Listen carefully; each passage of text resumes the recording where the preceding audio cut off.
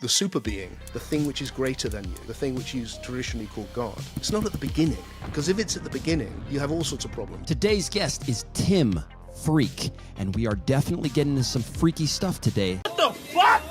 The universe is a mystery. How do you explain it? Well, there's an even bigger mystery there before it. And you're left with this, why on earth is there so much terrible suffering? The whole thing, biology is based on things eating each other. I mean, the whole thing is just brutal. Tim first became well known as a Gnostic scholar with his international bestseller, The Jesus Mysteries. According to Tim, the Jesus story is an allegorical myth encoding teachings that lead to an experience of awakening. This is what the original Christians called Gnosis. This podcast is a banger. Go check it out everywhere. Rumble, Apple Podcasts, Spotify. Leave us a review, leave us a like, comment down below. And of course, if you want more exclusive content, masterclasses, and to join our community, wayofwilljohn.com is where it's at. Sign up is free for now. Enjoy the podcast. Peace out. Way of Will John. Welcome to the podcast. This is one in which we like to dig into subjects that are rather, let's say, ignored by portions of, I would say, our mainstream audience. So why don't you tell everybody at first who Tim Freke really is? Tim Freke really is a very curious human being who wakes up every morning and wonders what the hell this is that he's experiencing, and has the luxury and good fortune to be able to dedicate his life to trying to work that out. And that involves both a spiritual exploration for me, a philosophical, historical, scientific, and therefore I have a real desire to bring together our knowledge. I would say that's, essentially, I'm on this strange journey between birth and death and wondering what it is. Yeah, I mean, yeah, you and us all, man. But the one of the reasons that we're here today is I ran across The Laughing Jesus, which is a book that you wrote. I'm not sure when. When did you write that? That's about 20 years ago. Wow. Okay. All right. So yeah, and a discussion about Jesus, knowledge, whether Jesus was real, why we have a literal belief, and why the literal belief became so popular over the years, which is something that I would love to get into. But first, I want to start with something possibly more controversial. Was the character of Jesus real, as we know him in history? I and my dear friend and co-author Peter Gandy have come to the conclusion that it seems very unlikely. And it is much more plausible to treat the figure of Jesus as a allegorical myth in much the same way that most people would treat the myths of, say, Krishna, or in the West of Mithras or Osiris and Dionysus and all those other figures. And I think, as you kind of gestured towards, for various historical reasons, we treat this literally. Now, partly that's, there's people, of course, that treat the myth of Krishna literally. People treat these things literally.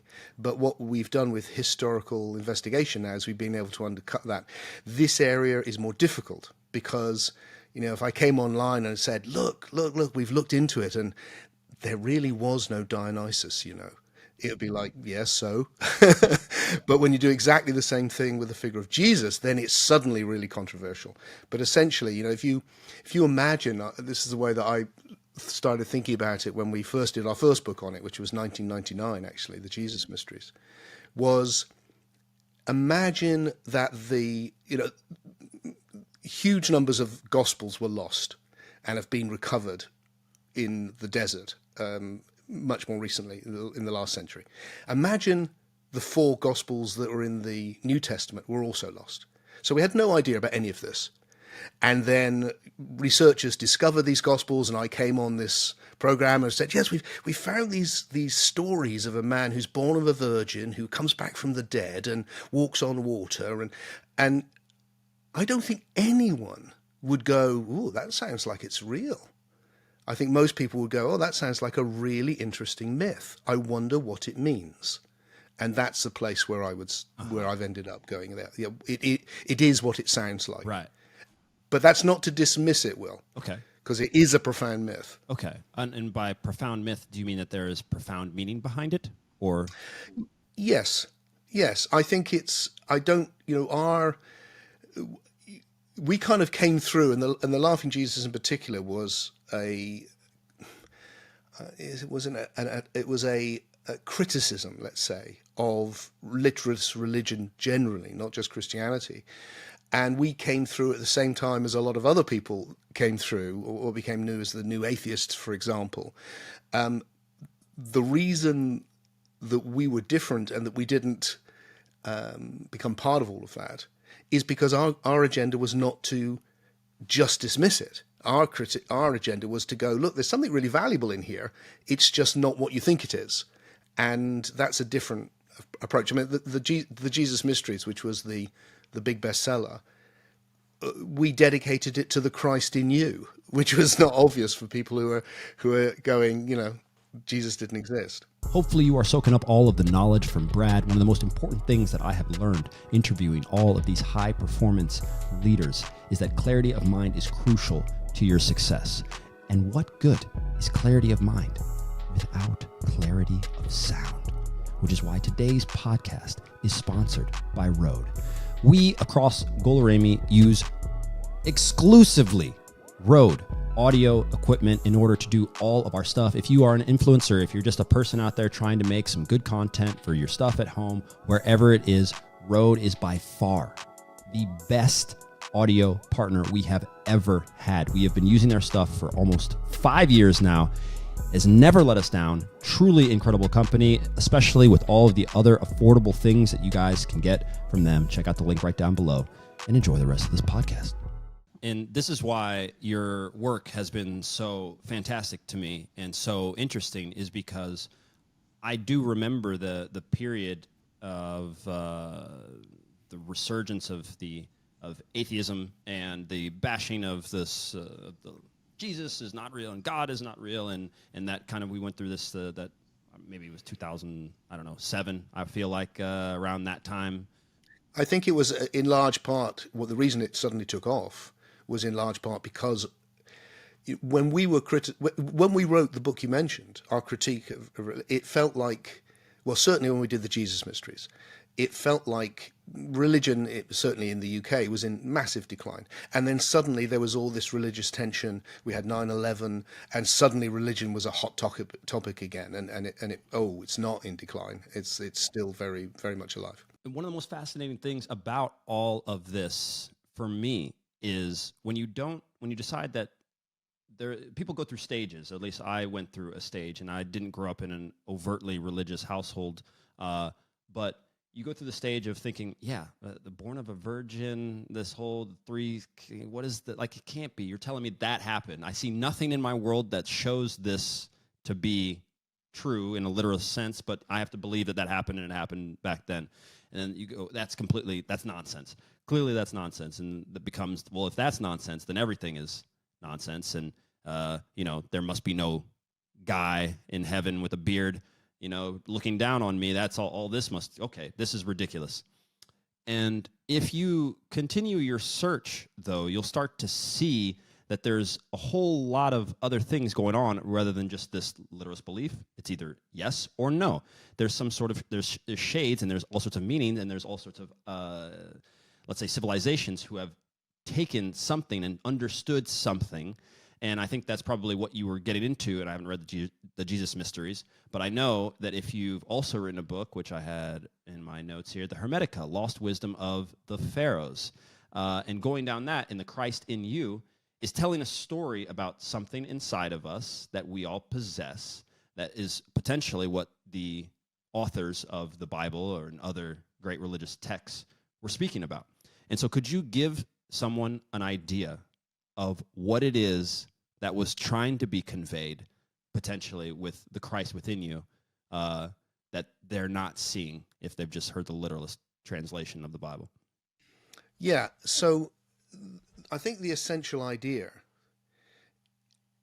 is that there is a fundamental oneness of being, let's say, that there is a fundamental oneness that unites all of us. And in this way, it's not that different to a lot of other ideas we find coming through at similar times in different areas of the world. I think the idea in Hinduism of the Atman is very similar.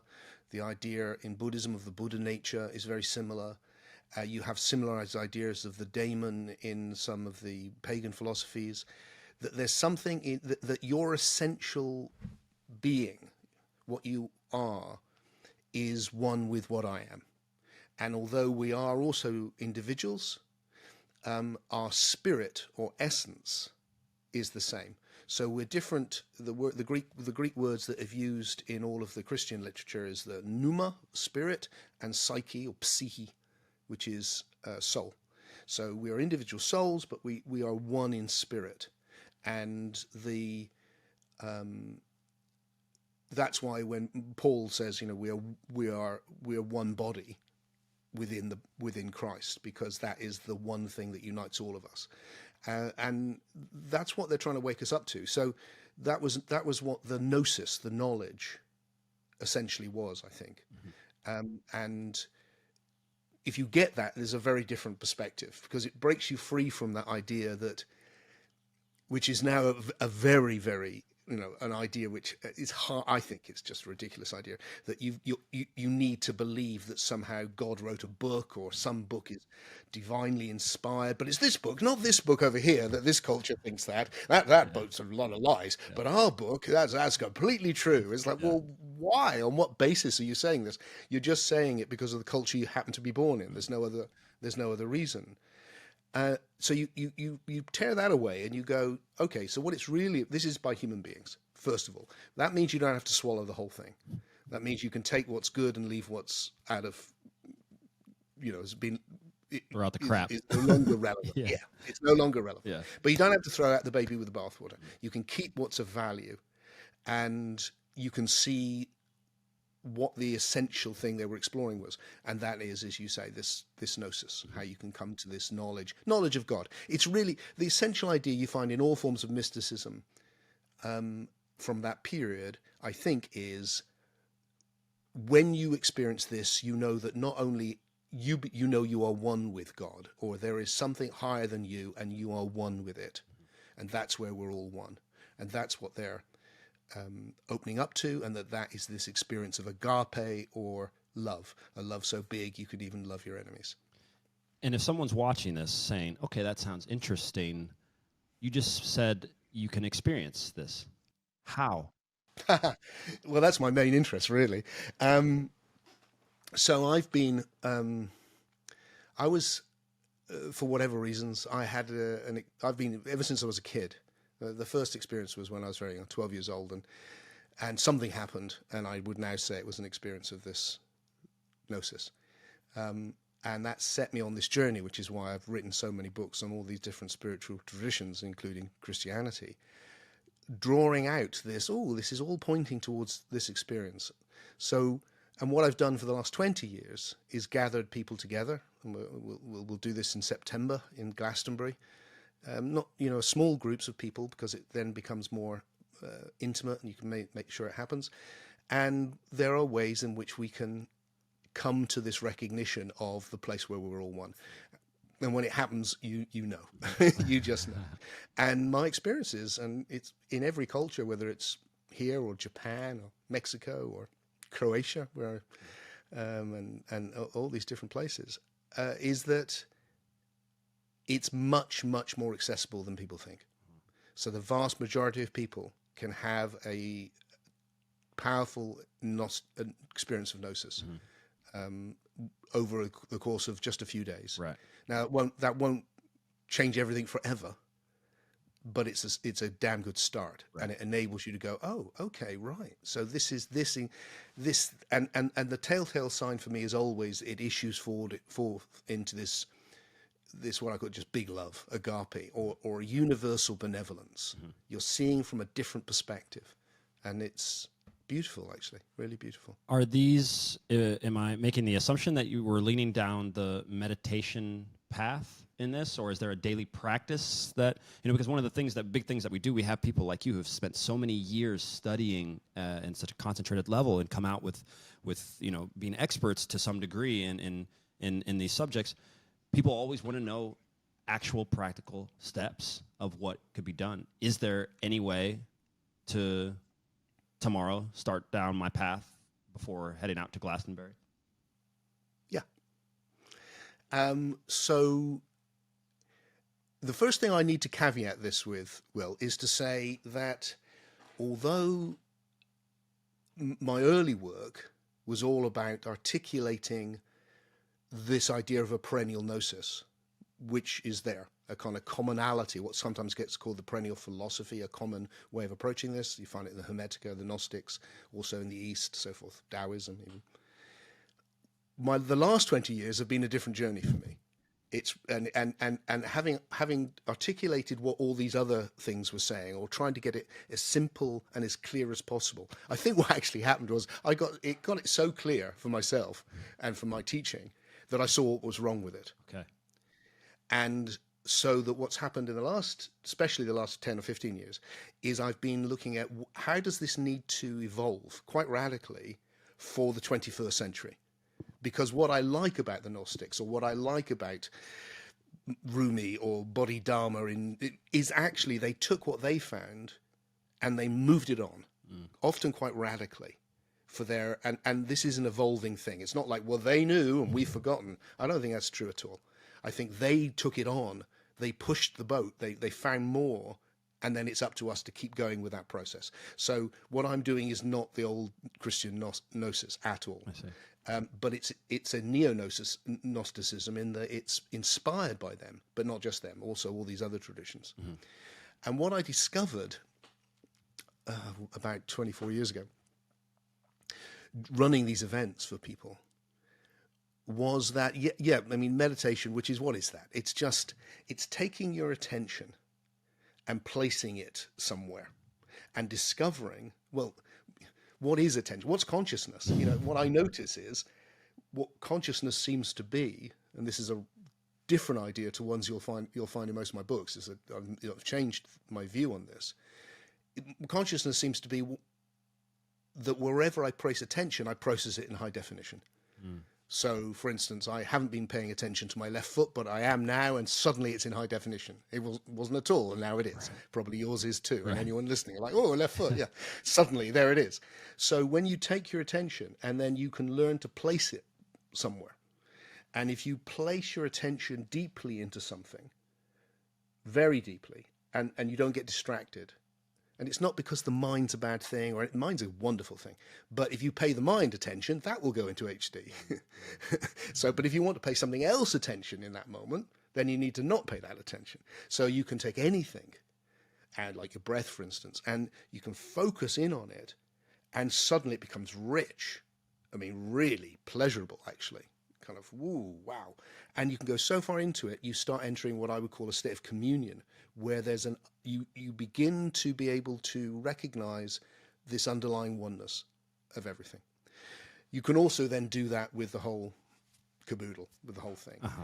And you can start tuning into this thing which is greater than you. And that's where the big love kicks in. However, that was a very long introduction for what I actually wanted to say, which was something else, which was the most powerful thing for me to bring in to high definition, I have found, is you. Mm-hmm.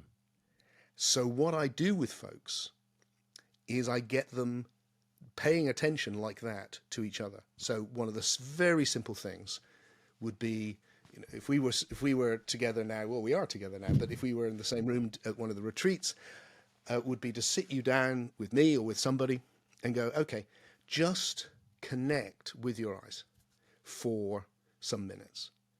And what happens when you do that is you soon realize, oh, there's a face, that's amazing. But what I'm connecting with is the psyche or soul. And I can't see that. I can do that with you now as I look at yours. It's like, there you are, this amazing man. And yet what I'm connecting with, I can't see it. Mm. But it sure as hell's there. And suddenly we're connecting soul to soul. And if you bring that into that same high definition, suddenly there's one of us. And if you do that, what I'll do, on this retreat we've got in September, for instance, in Glastonbury, I'll get the whole group together. There'll be about 20 something of us, not too many, and you'll get to do that with everyone. We'll create a beautiful environment, a really, really, beautiful music, nice environment, because beauty is very transformative. And then you'll get to connect with every single person like that. And at first it can feel like, whoa, this is a bit strange. And then very quickly, it's the sweetest thing you can imagine. And everyone is so beautiful. And you start realizing that other people are looking at you and going, you're so beautiful. And then suddenly you're just one together. You haven't lost your individuality. It's a heightened individuality, because you're now in a state of communion with each other. And that is the gnosis. Now, I think we need to understand it philosophically different to how it was understood 2,000 years ago. But essentially, the experience is the same, or development of it. How do things like dreams, lucid dreaming, these out-of-body experiences, how do they play a role in what have you found maybe from the ancients in their utilization of those things to connect either with that one or to change their daily lives or manifest, to use that word, things that they would like? Yeah. Well, I think,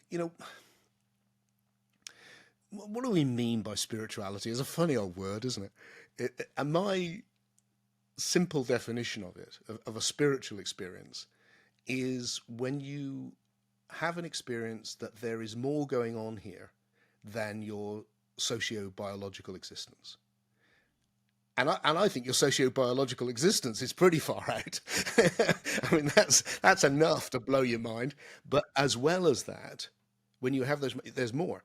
And what that's all of that is exploring this domain of the psyche or the soul, which is, we're in it right now. It's not something separate or odd or something we go off to. We're in it. We're experiencing a non-material domain all the time. We're always experiencing body and soul. The simplest way to get that, the obviousness of that, is my body is making funny noises, but you're hearing meaning. But there's no meaning in the funny noises. They're just funny noises.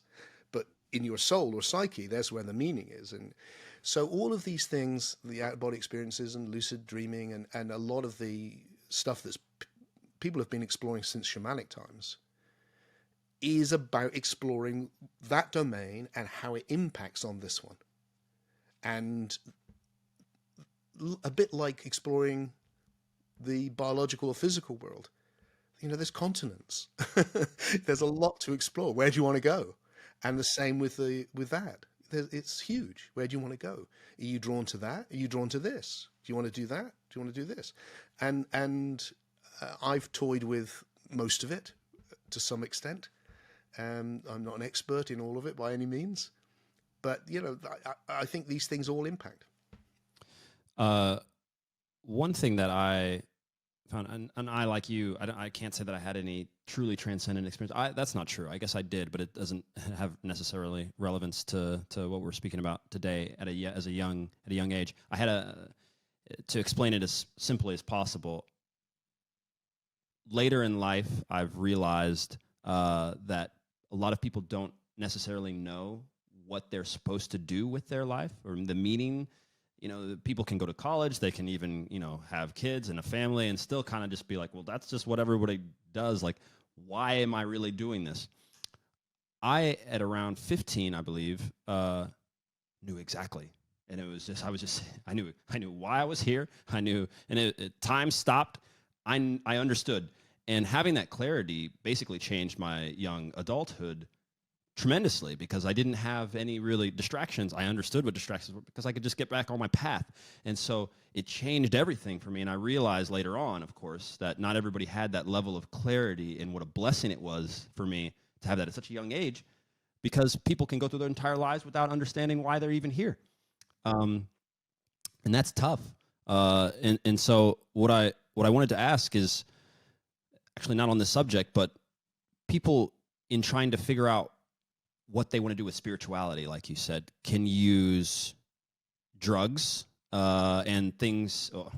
I shouldn't just say the word drugs as if a plant or a certain thing is necessarily a drug. But let's say people use psychedelics and different things in order to utilize that. What are your thoughts on that, and as well as what do you believe it enhances, or do you believe it's a deterrent or a distraction, I should say? I think it's I think they're amazing. I'm here to explore. That's what I realized when I was very young, and so I have. So I don't. The older I get, the less there is new things to explore. But certainly when I was younger, I explored psychedelics and found it incredibly powerful and interesting. A lot of people I know have their first awakening experience in that way. It wasn't that way for me. And then there's been this influx of shamanic power plants, and ayahuasca and peyote and all of these, bufo, all which are amazing and very interesting again. My own particular, I know people who've gone very deeply into these things. My own path with them has been infrequent and sacred.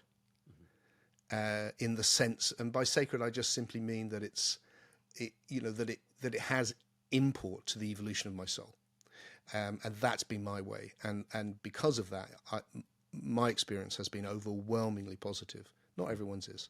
Mm-hmm. So one needs to be very careful. I think different psyches are more fragile to these things. I'm quite strong, so it's been fine for me.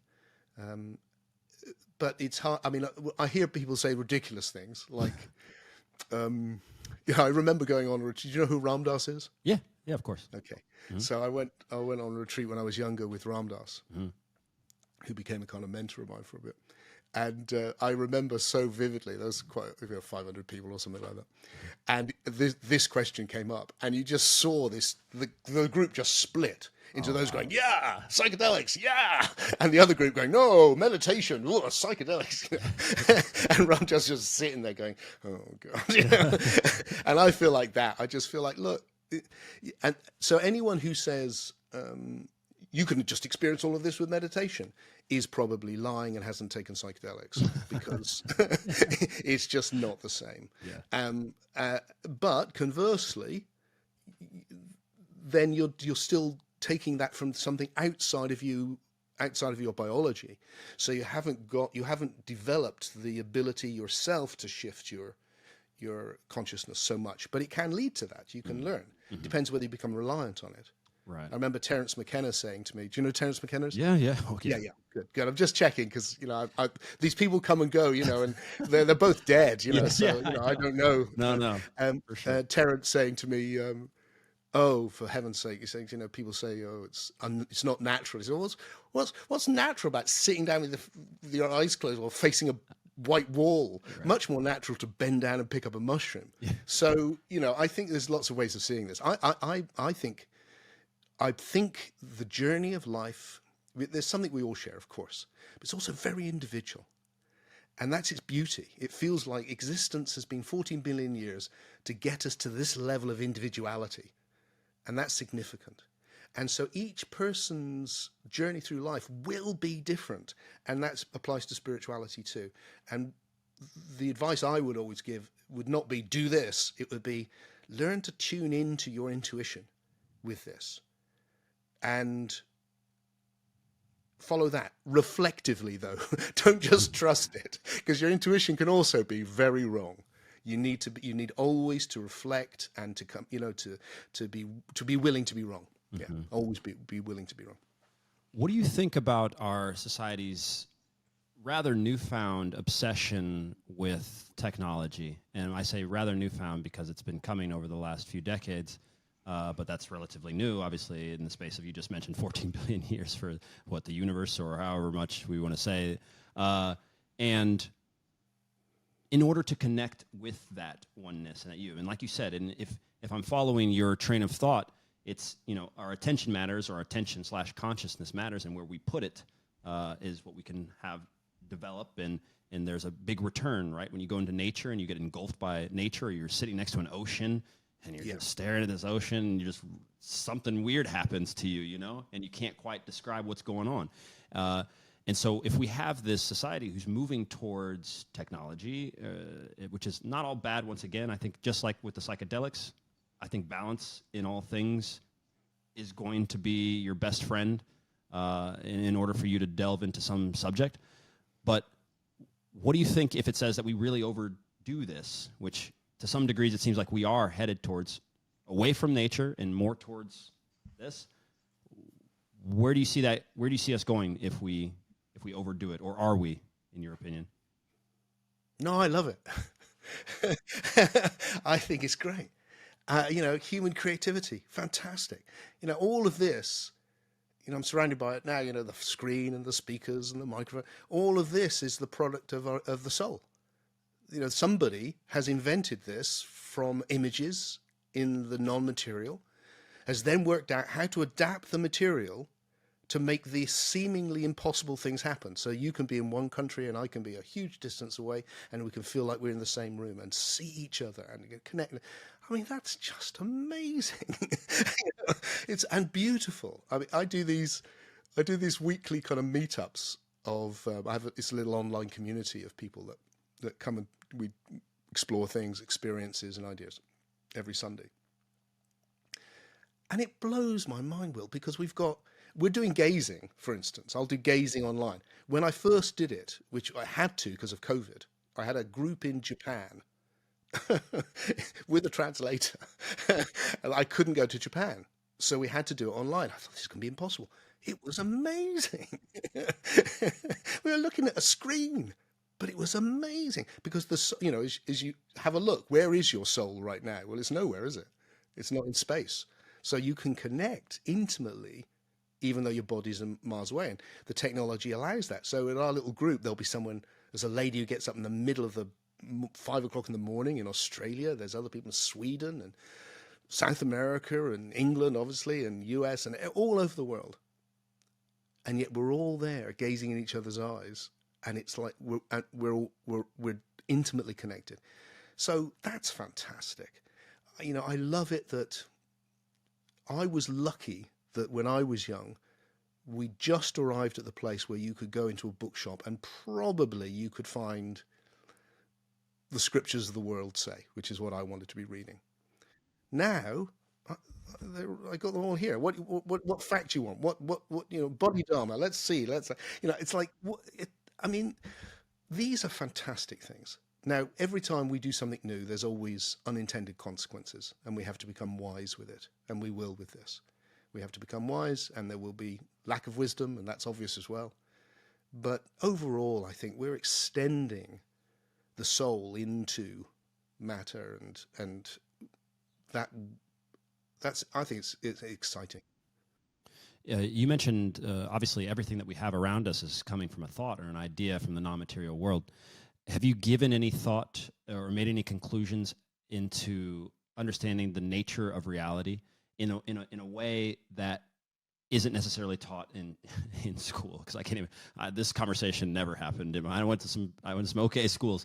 This sort of conversation was not happening. And so, could you maybe give someone an idea of what is potentially happening when I first think I want a sandwich, from that to, or even something more obviously profound, and I want to change my life. I want a new job. I want a life, a family. How that process is happening, how you can actually affect that with your attention. Well, let's go for a massively, crazily big vision, and see where we end up. So this is what I spend my whole days doing, Will. So it's, this is I've been doing this before I talk to you. I'll do it afterwards. What is this thing we're in? What the hell is it? Well, what I notice is that, and I'm going to say a lot of obvious things, but the obvious really interests me, is that it's always new. It's always slightly new. And so therefore, the first place I go with it is, well, maybe that's what this is. Maybe this is the formation of new things, of novelty, based on the past. And the reality is a process of forming. It's a process of new things coming into form. And it's an emergent process because the new thing has to include the past thing, but will always be more than it. And that process has started with the simplest things you can possibly imagine, which is what physics now points to, that if you go to the basement, as it were, of reality, it's information, like this computer, it's information. And yet from that, this forming has taken place into the physical universe. And then at least on our little planet, probably elsewhere, but here, you've suddenly got life, which a whole new level again. And then from single-celled life, multicellular life, and then the ability to pay attention in high definition, consciousness, sensation.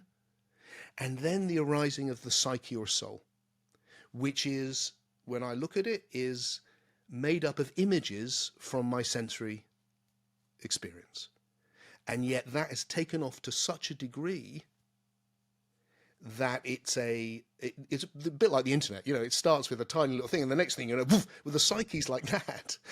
The psyche hasn't been around in terms of the 14 billion years of evolution for very long, but it's just huge. It's just the ideas, the number of ideas that we have used just in this conversation, let alone the ideas that enable us to use the computer. And it's like we live in this huge matrices of ideas. And the better our ideas, the more we see and the more we can do and the more creative we can become. So it looks to me like the universe has become conscious as us.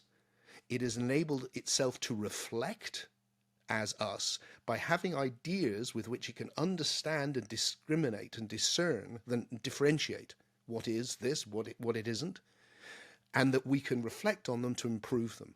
And whenever we do that, it keeps moving forward and forward. And not just in terms of technology, but also in terms of how we live together, the fact that the world is so much kinder than it was in history. As an historian, it's shocking place history. It's just shocking. And it makes you feel proud of human beings that we've got from that to this. Doesn't mean there's not a lot further to go, but it is amazing, the world we've created. So what's happening, I think, is that our attention is now in this non-material domain, primarily, the psyche or the soul, and developing the best ideas with which we can understand what this is and transform what this is, make it better. And that's what we're engaged in doing. And spirituality, for me, the big transformation in my understanding of spirituality, which I'm working on this big project I mentioned when you first invited me, and I was reluctant to come because I was so busy, for the last 8 years, has been working towards a philosophical project that I'll give away on the internet. Probably in September it'll be ready to start.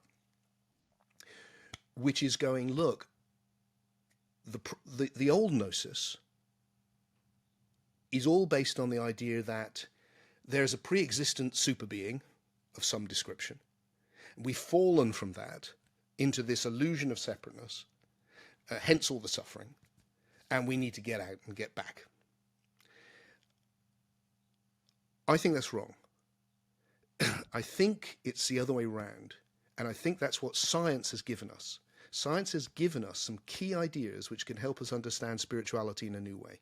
One of which, the big one, is the universe is a process of evolution, of emergence. And if we take that on board, I think spirituality, far from being an eternal realm we've fallen from or anything remotely like that, is actually the latest level of emergence. The psyche is the last big thing that's arrived. That's why it's so amazing to explore. That's why when we connect psyche to psyche, it feels incredible. So there's a lot, but there's a very simple message. I'll just say one more thing, but the simple message is that this is a process of forming. There's physics, there's biology, and then spirituality is about the most emergent level. It's not a byproduct of biology. It's not to be dismissed. So we need to take that scientific narrative and extend it beyond the physical and go, there's also the non-material, isn't there? Look, you're in it right now, and it's huge. And that's the next level of emergence. And it's all one process. It's not supernatural and natural. It's all natural. It's just that And then the last idea I'll just throw at you, which is because a big idea and I happen to love it, is that the super being, the thing which is greater than you, the thing which you traditionally call God, it's not at the beginning.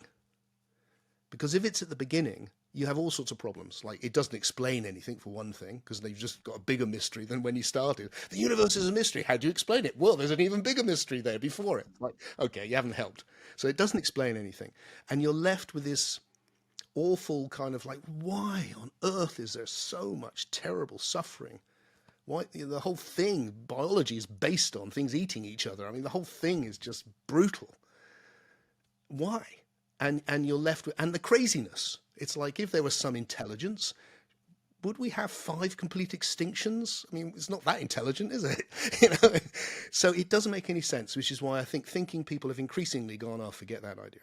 But my experience is there's definitely something greater than me, and it's incredibly benign and loving. So what I'm exploring now is, what if that's not at the beginning? What if that's actually where it's going? What if that's the latest thing to arise? And that when souls come into communion with each other, they form something greater than themselves, just like my body has come about because cells have come into communion with each other and form something greater. And it's when we enter the gnosis is when we enter into that communion and become part of something greater. One of the most important things you can do if you're trying to earn more money is learn new skills. Stacking skills is one of the greatest things you can do in order to bring value to yourself and the people around you, especially one like learning a new language. I bet most of you guys had no idea that I could speak 9 languages, and that we have a YouTube channel with almost 100,000 subscribers where I do exclusively just that. And we break down the method for exactly what an idiot guy like me has done in order to do this. It's not complex, it's not complicated, and most of you guys have probably used the traditional method, and the traditional method sucks. That's why you can't speak any Spanish after 4 years of going to high school and taking Spanish week in, week out. If you want to learn to speak a language the fastest, easiest, and most natural way, click the link right down below. Goloremi Languages. We've got the method for you. Check it out. Right to say, I'm gonna bring us back a little bit, because I wanna to touch on this as a giant subject, even to make it in a more practical sense. I'm gonna bring us into the realm of conspiracy, just as a thought experiment,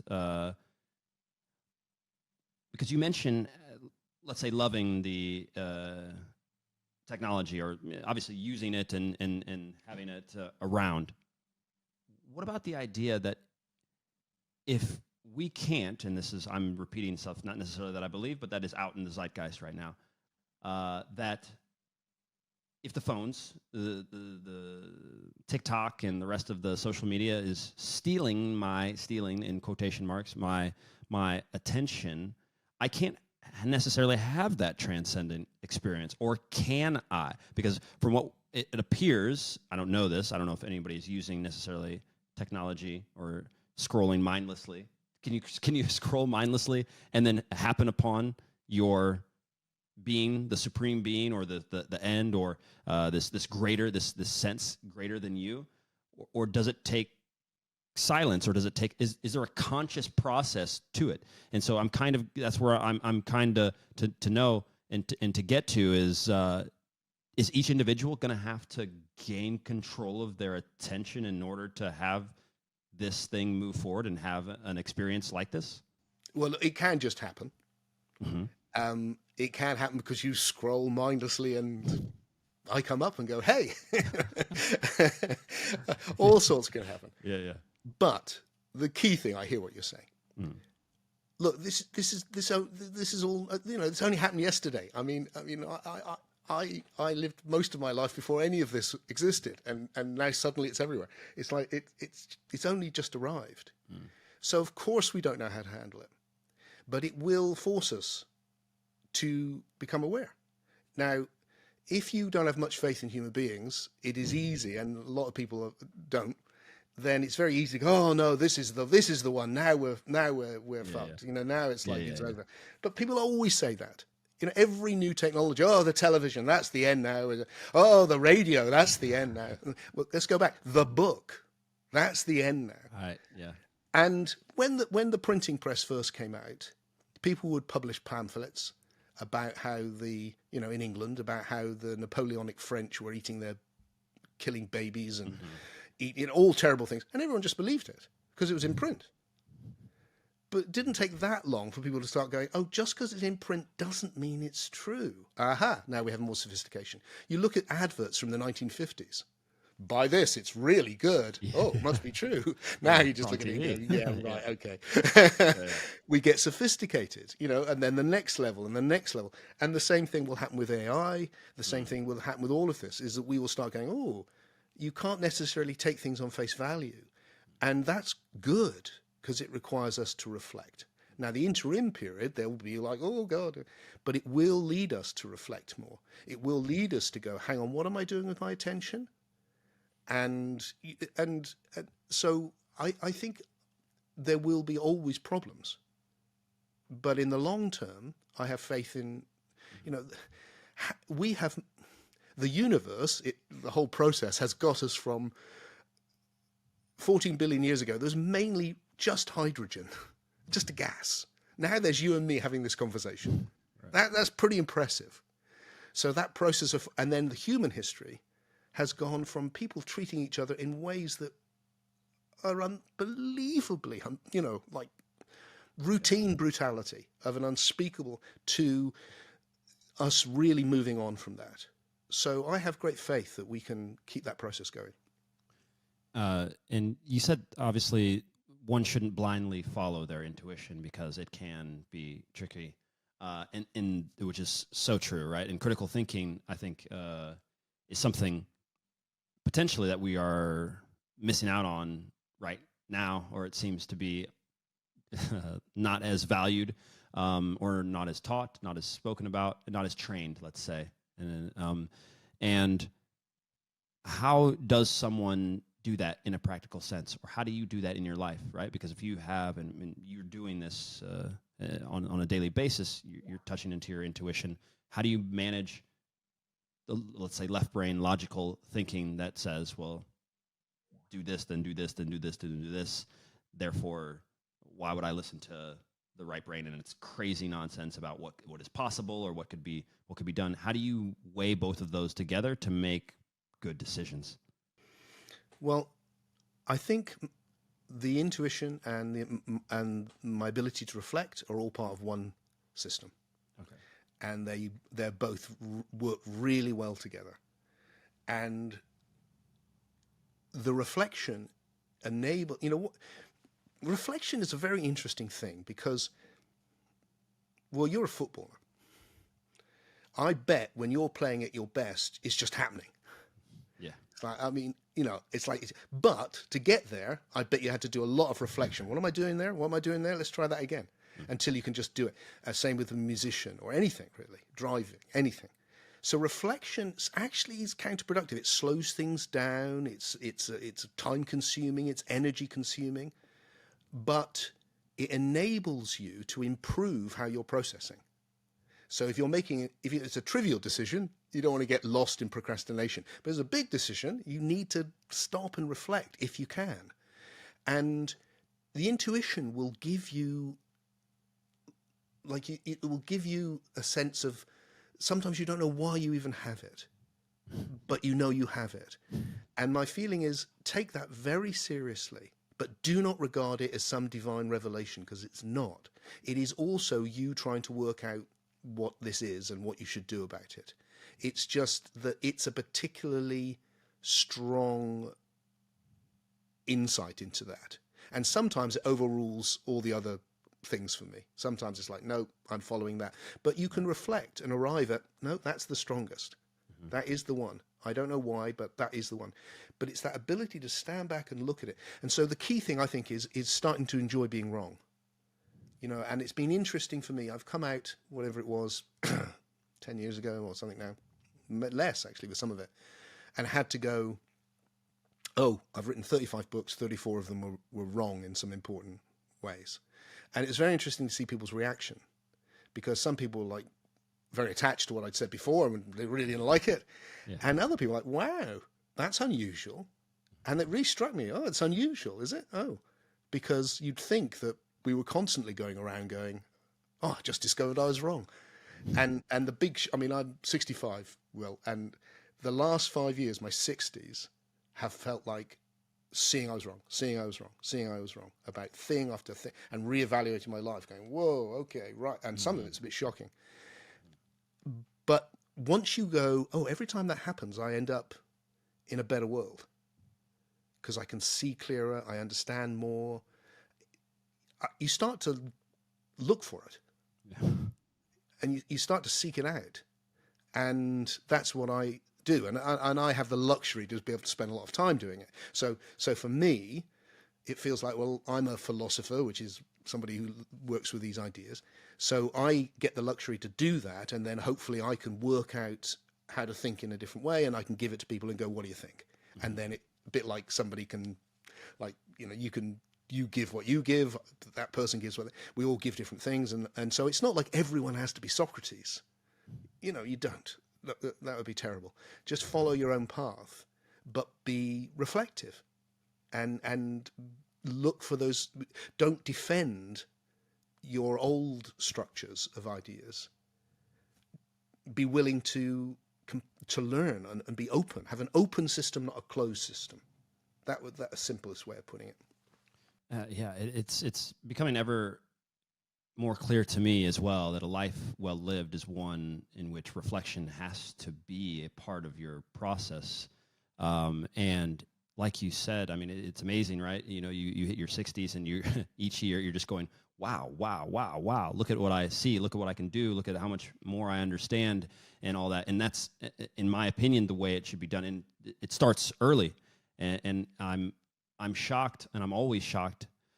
I knew things were changing in my life and the things that I've been able to achieve and to go. When the time frame between as a teenager, I might not really truly reflect on what's going on in my life. It might be like a year, before I'm really like, wow, what happened, and then slowly throughout my early 20s, I started really pushing it more, and it started to be 6 months, then 3 months, then 2 months. And when you start to have this process of reflection and analysis and to kind of sit and stop, because it's really hard to stop, and getting more increasingly as there's so many distractions, so many different things you can do, you start to notice you almost get embarrassed at who I was, not because of the things that I was necessarily doing, but the decisions and the thoughts that I was having. Then I'm like, this was ridiculous, and I'm sure you've probably come across that, as well.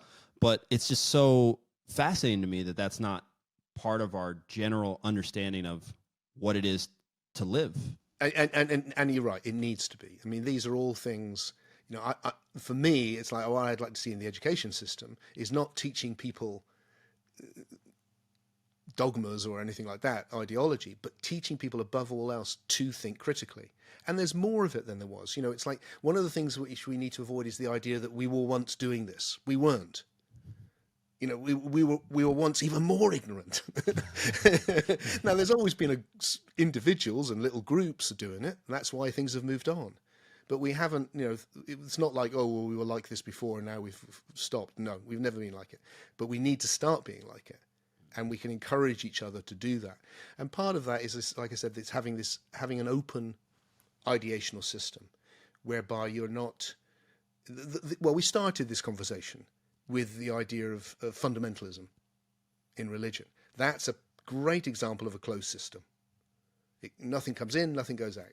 It's hermetically sealed. Bad use of hermetics, because hermetics is an open system. But, it's sealed. And the great thing about evolution is it favors openness. And evolution, with the thing which has got us from hydrogen to you and me having a conversation, has all happened through creativity. And creativity is what offers something new. So where that's happening now is in the world of ideas. And everything that we're surrounded by, as we discussed earlier, is an idea that somebody has brought into the world. You wrote a book, Jesus and the Lost Goddess, yeah, I believe. Yeah. Could you touch on that, because I guess the full name is Jesus and the Lost Goddess: The Secret Teachings of the Original Christians. Yeah. And from what I can see, and obviously I haven't been able to read the book yet, but you're discussing Mary Magdalene as well. Yeah. Is she portrayed as the lost goddess within this, or? Yes. Well, it's a book it was the sequel to the Jesus Mysteries. So the Jesus Mysteries was a real in-depth look at the history, saying, look, here's this myth, which is basically a reworking of older myths in a revolutionary new way. And all of the motifs that you find in the Jesus story, you can find most of them in ancient pagan myths. And they've been, and that's that sounds outrageous, but it's no different than going, if you go through Star Wars, you can probably spot where he's got all the ideas from. It's like, yeah, of course. Yeah. It's like, of course. And that's the same. The ancients were the same. They didn't have cinema, but they did have myths. So that's what they did. And then there's the question of, what does it mean then? What's the underlying allegory about? And I think all of the myths, the pagan ones too, are in different forms allegories of the spiritual journey. So Jesus is every man. He's you on your journey. And the figure in the ancient pagan myths is not just of a father and son, God as father, God as son, which is what you get obviously in Christianity, but it's also God as mother, or goddess as mother and daughter. And what's interesting is that the conclusion that Peter and I came to was that the Gnostic Christians, far from being later heretics, were the creators of the Jesus mythology. They were the original Christians. And that they, in their other Gospels, of which we now have a lot, there is also a mother and daughter. And that is Sophia, often. They have different names. Right. But the two aspects of Sophia is one of them. And in the Gospel story that most people know, that is represented by the two Marys, Mary the mother and Mary Magdalene, who is and when we talked earlier about the Christ being the spirit, or the pneuma, which is where we're all one, that is represented by the male principle, and the psyche, or the soul, is represented by the female. So that in terms of the God the Father is the pneumatic presence from which everything arises, and the goddess is all form. So when I talk about it forming, she's that. Mm-hmm. So we're in her now. She's everything, every touch, every color, you think of the ancient, the Egyptians knew it. The night sky is the goddess. It's like everything within the cosmos is her. But it's also, so it's all form and it's soul, but it's your soul. And the idea here, the one that I want to revise, but the ancient idea is you've fallen, and Mary Magdalene is this fallen soul.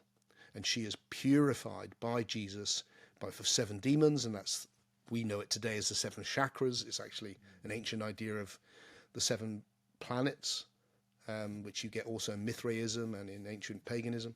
So she's purified, and then she becomes the wise soul. And she becomes, in the Gnostic mythology, she becomes the teacher of the disciples after Christ dies. She's the wise soul. She discovers that the tomb is empty, and she then teaches all of the foolish men, actually, in the story. And the men are the signs of the zodiac. That's the 12 around Jesus. In fact, one of the Gnostic Gospels, you see him standing in the middle leading a dance, and he will call out, and there's a call and refrain. And these are the 12 signs of the zodiac, which you also get in all the other traditions.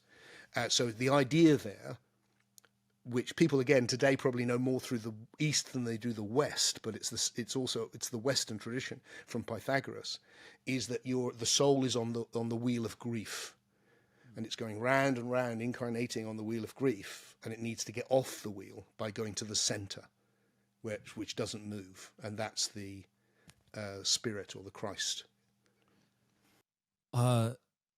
So I have a friend named Matt LaCroix. He is an archaeologist. He's been on the show a couple of times, maybe even 2 or 3. He's coming back on, and we had a discussion off air once about these connections that you're just describing right now, the correlation between the 12 disciples and the 12 signs of the zodiac and the chakras and seven, and some of the other pagan myths that are clearly before the formation of the Bible as we know it. My question to him is the same to you, with an understanding that this is the case. Very likely, we understand quite well these records on this. Do you think that the average person would have a hard time shifting from our fundamentalist, materialistic belief system that we have to really getting, I mean, the connections between astrology and ancient peoples, and that it wasn't just a way for them to understand that they should, go on a date on a Wednesday because Mercury is, that it wasn't just about that it had a much larger role and there was something else altogether going on. Do you think that this would be a hard thing to accept in society if we were to just say, hey guys, front page, CNN, Fox, this is actually more likely what it was. All that other stuff, yeah, it probably didn't happen like we said as pure history. Do you think we would have an issue with that? Different people, different things, for sure. Collectively, hard to tell. What strikes me, though, in response to what you're saying is, firstly, it's been interesting to me. The Jesus Mysteries was written in 1999, and I still get messages all the time from people going, thank you, you set me free. And what's lovely about it, is that it's people who are going, it's great, I'm reading more than one book. That's one of my favorite things that people say often. But they haven't, what hasn't happened is that someone's come in and gone, taken it away. They had this lovely thing and now it's all gone. It's like, no, that hasn't happened. And because what we're saying is, look, there's something better here than you think. It's not some history thing you've got to believe in, and if you don't, you'll be punished. It's actually a sublime transformation of the self, which you can enter into experientially, and you end up, and you can talk to Jesus as much as you want, because Jesus is that in the psyche. It's like these are not trivial things. It's just not an historical story. Except that the sad thing is that very often it's none of my friends and family talk to me anymore, and that's the sadness. Is that you break out of a cult, and it's a closed system.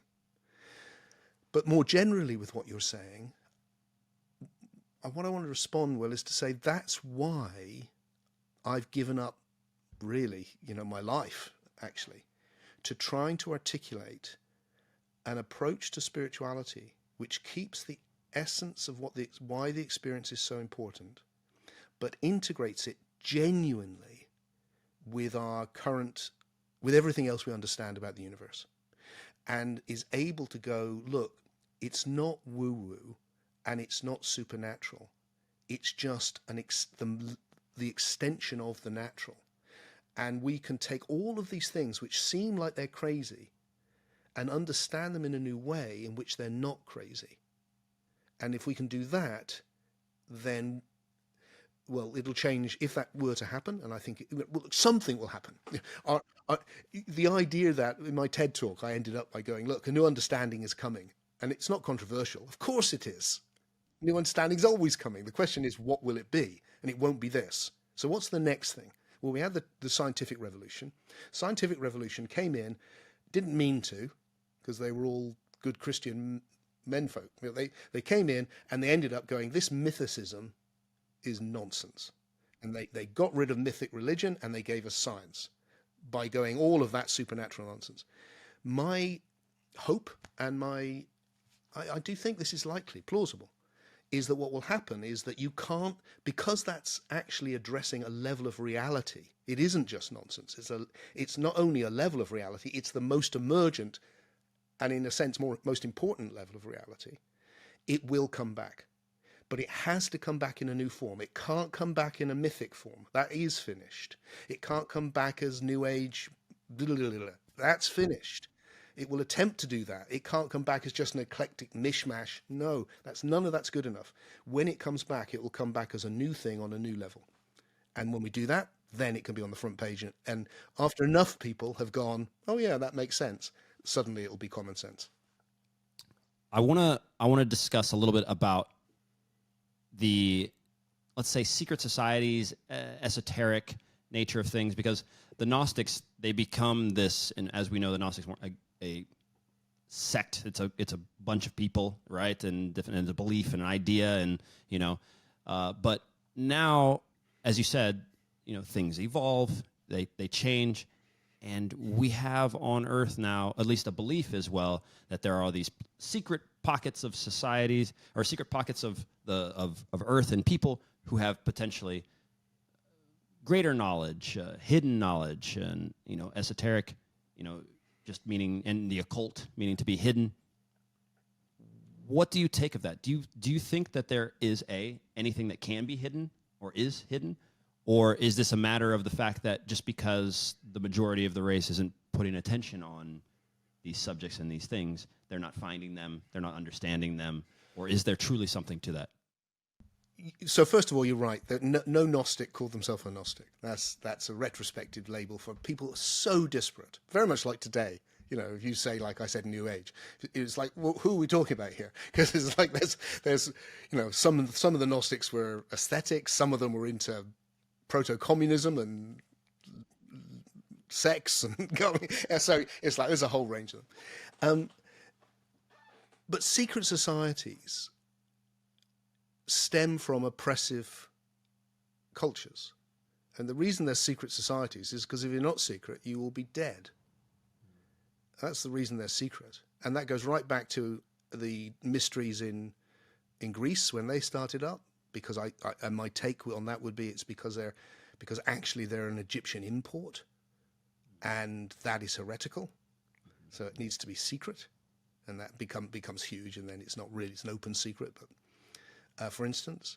And then with the triumph of the literalist Catholic Church, to be a Gnostic is, you're going to meet a very unpleasant end. You're going to get burnt to death, and I mean, the horrendous things happen. So if you want to follow that, it needs to be secret, all right the way through to, if you're a Jewish group in studying Kabbalah and all of that, then you need to be very careful who knows. So I think it's just simply that. So the idea that there's some secret knowledge, having been around a lot of these groups, there is people keeping alive another tradition, often, in my view, an interesting tradition and an outdated tradition. And the idea that we're keeping alive the secret knowledge is as much a closed system as everything in the Bible's true is a closed system. And there's a romance around keeping it, it's like, why do you need to be secret now? That I find a little bit troubling. So for me, it's like, yeah, look, let's get all the wisdom of human beings out on the table, and we can draw the best from all of it, and let's see collectively where we can synthesize it into one narrative. Because we've got this idea, if I said to you, oh, well, the Chinese have their own scientific story and it's different to ours, it's like, well, no, that can't be right, can it? Science is science. It's got, it's just one story, right? We may not know what it is yet, or people may have different opinions, but because of trying to cope with all of these closed religious systems, we've developed this idea of like, oh, well, this is a common knowledge, and that's just, whatever. Yeah, just go off and do your own thing. Just stop killing everyone else, and as a way of dealing with that. Well, so once you get rid of that, then we can open up. We're studying a level of reality here. So the closer we get to understanding it, the more commonality there will be, and the more we'll agree with each other. And we have to be willing to look together to, to link it with what we were discussing earlier. See, I feel like the book you read, The Life of Jesus, is a critique of religion, of literalist religion. And I think it's still playing a pernicious role. It also does good, of course. There's always two sides. But in its closeness, it plays a pernicious role in the world. But it can't be replaced by science. And the reason it can't be replaced by science is because people are having genuine spiritual experiences. And unless they're given a better understanding of what those are, and it's not just dismissed, then it'll never be able, you will never get rid of that. The mythicism will continue. Also, just as an aside, I don't know, I'm wandering a bit here, but it seems interesting. I think you'll enjoy it. It's like one of the things that strikes me about our current dilemma, where we've got the leftovers of mythic religion, and we've got, let's call it, reductionist tendencies in science. So that, and it feels to me that they're both making the same mistake in opposite ways. And that's the clue to what the next understanding needs to be. And what I mean by that is, what is mythicism? Well, essentially, I think what it is it's taking ideas from the human level and applying them to levels which aren't human. So if you go, oh, at the beginning there was the intention of God to know himself, or there was something, or, it's a big fish with a whatever, whatever, depends on your myth. But you're taking things which are about this high level of of intention and planning and all of that, which is going to take 14 billion years to arrive, and you're putting it at the beginning. Well, there wasn't any of that. Even these questions don't make any sense. And that's what science has done. It's gone, no, that doesn't make any sense. We need to see that we need a different language. Actually, the language of mathematics is what makes sense of this. What Pythagoras saw that. Mm-hmm. But science has done the same thing in the opposite direction, because it then goes, oh, the language of mathematics, of physical laws, that really explains my love for my wife or for your child. That's really just the outplaying of this physics. Well, no, it's not. It's on another level of emergence, which is just as real, but more emergent. And it's reducing everything to the wrong language. And mythicism is reducing things to the wrong language. And what we need is the whole spectrum to understand, if you go down deep enough, it's just information. That's the language you need, mathematics. But when you come up to here, you need the language of love. You need the language of spirituality, of art, of all the things that make human life so rich. And it can't be reduced. It's more than. The whole process of forming is constantly more than. Just like this moment is more than the last one. This moment includes you inviting me on. Oh, and right. You learning to speak, and me getting born, and the evolution of the human species, and it's more than. Mm-hmm. This idea of more than. Are you familiar with who Thomas Troward is? Do you know that name? Thomas Troward.